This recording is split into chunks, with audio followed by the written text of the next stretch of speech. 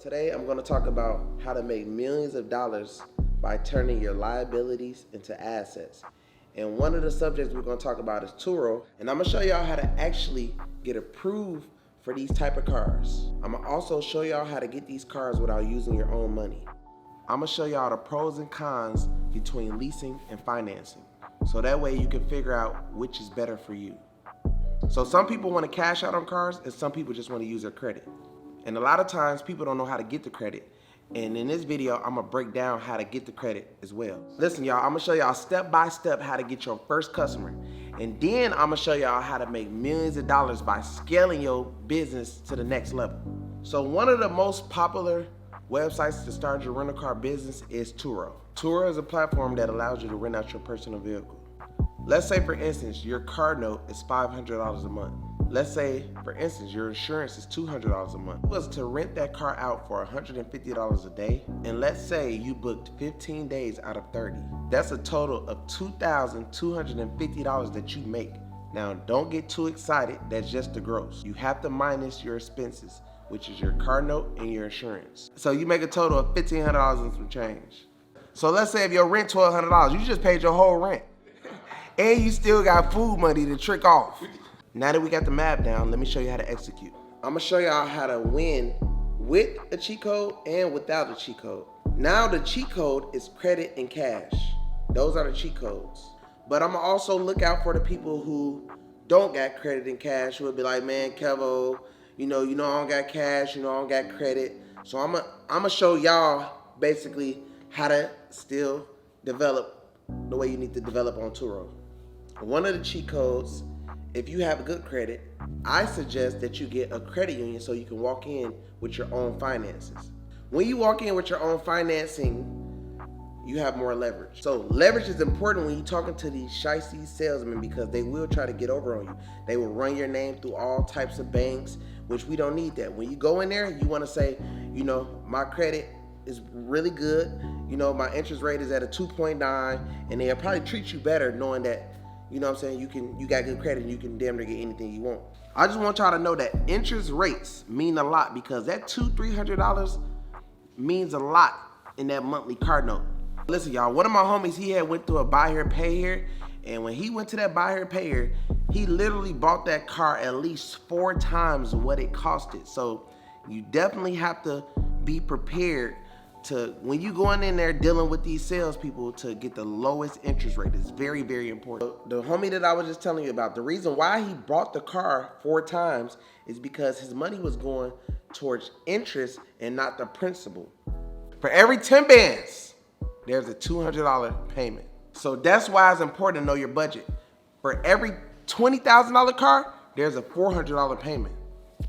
A $30,000 car, there's a $600 payment. A $40,000 car, that's an $800 payment. And it just keeps going up from there. What's crazy is that's with a 0% interest. So it is extremely important to know what you want to spend monthly before you go look at a Ferrari or a Lamborghini or something like that. You want to know your budget. You have a short time window when you're trying to get these fleet of cars because you do not want to get flagged by these banks. And here's the formula that I'm going to give y'all to do it. Already have your hit list of cars ready. Already have your hit list of dealerships ready. So now when you go in and run your credit, you can do everything in one weekend. If you follow this method that I'm going to show you, you will be able to pick up 4 to 5 cars in 1 week. Here's the sauce. Sign up with credit unions. The first credit union you want to sign up for is Navy Federal, USAA, Delta Community Credit Union, with a big bank like SunTrust, Bank of America, Capital One, and last but not least, Wells Fargo. This is why it's important, because if you walk into Navy Federal, and Navy Federal will give you $70,000, so you get 45 days to utilize the money.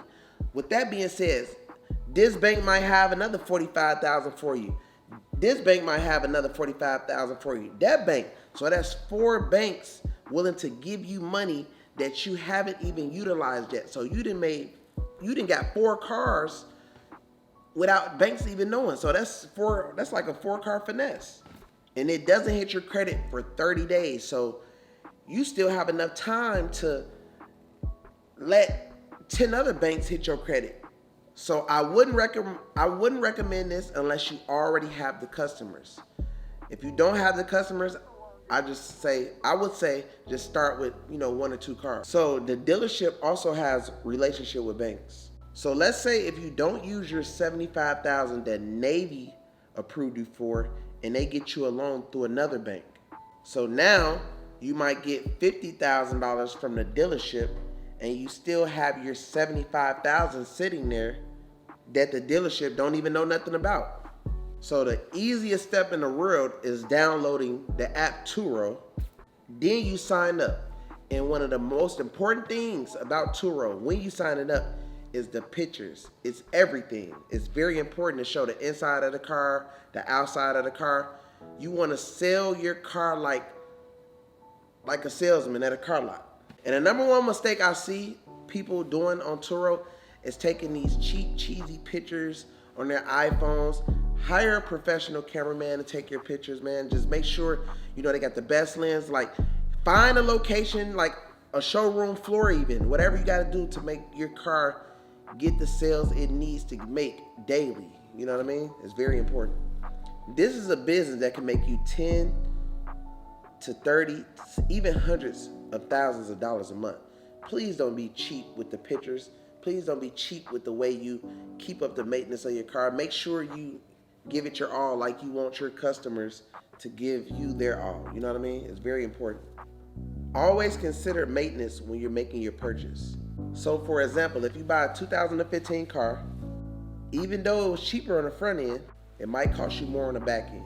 You might buy a 2015 car, even though it was cheaper on the front end, it might cost you more money on the back end later on. So just make sure you be smart with that, trying to save money.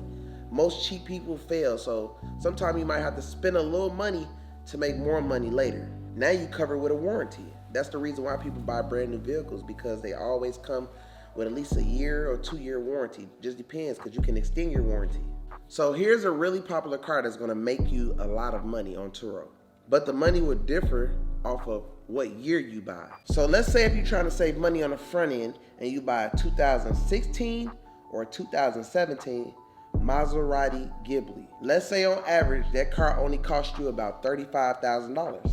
But because it's a Maserati, people are going to drive it like it's stolen. They're going to wear your car down because most renters don't care about your car like they care about their own.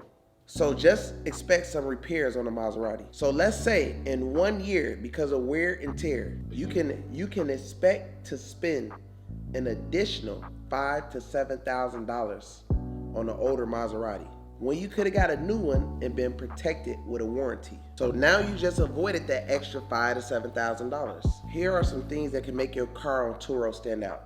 You could put a wrap on it. You could put some tints on it. You could put some rims on it. You could just make it smell make sure it smells good. You could put different floor mats in it. Whatever you want to do, just make it stand out. You know what to do to make your car stand out. So you just want to make it stand out. That's very important. So one of the finesses is negotiating a wrap in your initial purchase. Navy Fed approved Kevo for $70,000. But I went to Mercedes and bought a car and it was only $60,000. Navy Fed is not going to give Mercedes $60,000 and give me $10,000. You just lose the $10,000. So here's the finesse. You ask Mercedes, do you have any relationships with any wrap companies? Of course they do, it's Mercedes. They wrap the car for you, it costs you $5,000. So now you tell Navy Fed that you finance $65,000 instead of $60,000. And you just got a whole wrap and you ain't even have to pay for it up front. And it's basically free because now you get to charge more on Turo. So now what you do is you research similar cars on Turo like yours. Look at the best descriptions on Turo, just like yours. You take the best description that you see on Turo and just add it in yours. And if it ain't broke, don't fix it. Listen, a lot of people don't know this, but this right here changes everything. The way you make your money on Turo is through incidentals and upsells. So for instance, here are some upsells you can do. Delivery, full tank of gas, no cleaning required when car being dropped off, additional for unlimited miles, additional for pets. Some cities I done seen people even charge extra for high performance tires, like switching out the tires. So the average miles that a host gives their customers is 100. That's one of the biggest finesses, because if it takes 20 minutes to go get the car and 20 minutes to drive back to your area, that's already 40 miles. And then you want to go to a restaurant or go pick this person up. Anything that's after that 100 miles is $1 per mile, and that's where they make their bag at, because you probably ain't even gonna be paying attention to the miles. You're gonna go past.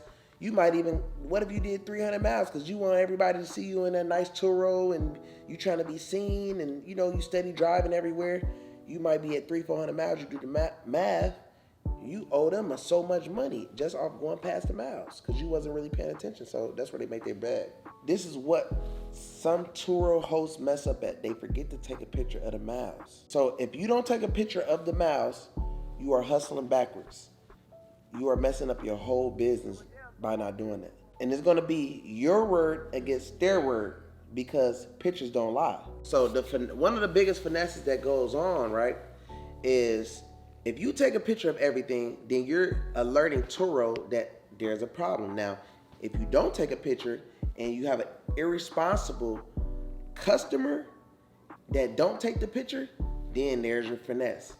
You might have a scratch, you might have a little dent, whatever. That in most cases, I'm not recommending, but you can just say, well, it's a dent in my car. Guess who's gonna pay for it? Turo. There's a scratch in my car. Guess who's gonna pay for it? Turo. You know what I mean? So something to keep in mind though, that a lot of people do is a little finesse or whatever, but that's what people do in Turo. If you wanna make the most money on Turo, you wanna get mid-tier to high-level cars, because you get the rent less with higher returns. The goal is to make the most money with the least risk as possible. So listen, y'all, this was part 1 of the course. I didn't want to give too much sauce because it's a lot of information to take in, and sometimes people lose, you know what I'm saying, they focus, you know what I'm saying, they get disfocused, you know what I'm saying, with things that they got going on, and I understand. So my next course on part 2, part 3, and part 4, you know what I'm saying, like I said, I'm gonna give y'all all my secrets on everything about Turo. And I hope that you learned a lot from this video, man. So I appreciate everybody who bought this video, who watching this video right now, man. And we taking it up, man. Make sure y'all continue to support, man. Continue to stay on my KevoFans.com, man. I still dropping sauce on that OnlyFans, kid. You feel me? So, peace.